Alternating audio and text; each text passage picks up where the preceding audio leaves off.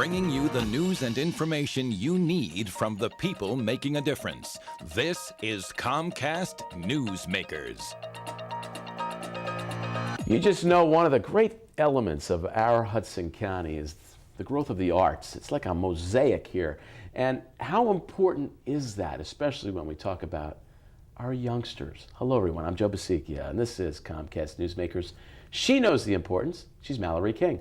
Arts to Grow is her organization. They have programs that are stupendous. Good to see you.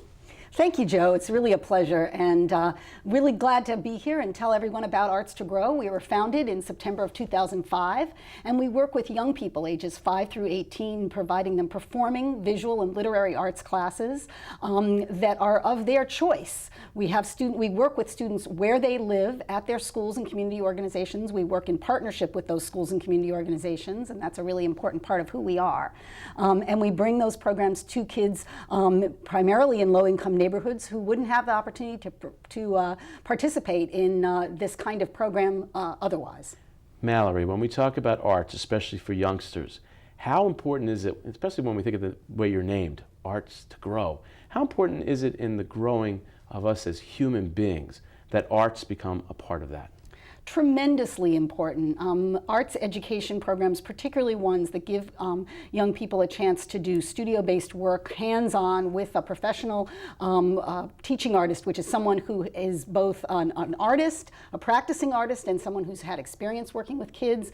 That kind of person is able to connect with children and give them the opportunity to broaden their horizons, begin to see life in a new fashion. It's not all just about test taking, it's about creative outlets and really engaging learning. Now, folks out there, you remember when you were a kid how special that was? You knew you could do anything in the world. How important that is that we translate that to our youth today, because it's true. They could be anything they want to be. And when they create art, that is an expression of just that. Unfortunately, sometimes when we get older, it's almost like we squash that feeling.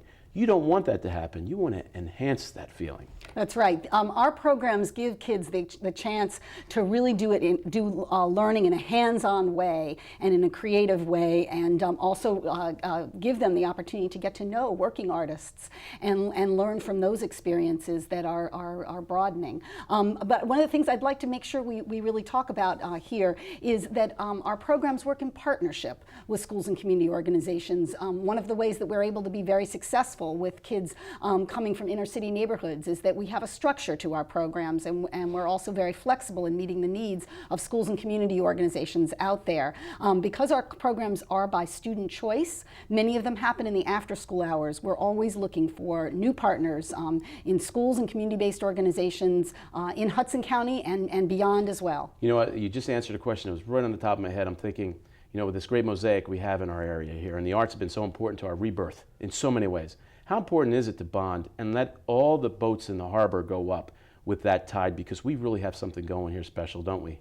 We sure do. We sure do. It's a thriving community, and one that is got a huge amount to offer, both young people as well as new folks coming in. And so we're excited to be here. So entities out there, especially in the education world, maybe an after-school program or schools themselves, you would welcome a phone call from them. I absolutely would. We've worked with 10 schools and community partners, 2 of them in Hudson County actually, in the last 3 years. We're looking to expand and very much look forward to welcoming calls of information from schools and community organizations who are looking to bring studio-based arts classes to their young people in partnership with community-based organizations that have the experience and the wherewithal. And finish up with this, Mallory. To those special grown-ups out there that are looking over a young child, what would you tell them about art and to tell them to make art? How would you suggest that? A little bit of advice as a professional, what would you say to them?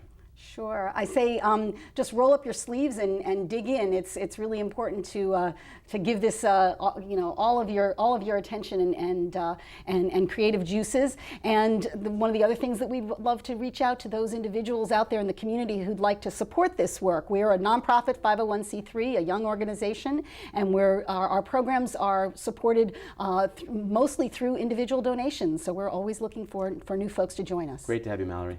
Thank you so much. Mallory King, Arts to Grow. I'm Joe Basikia. Thank you for watching.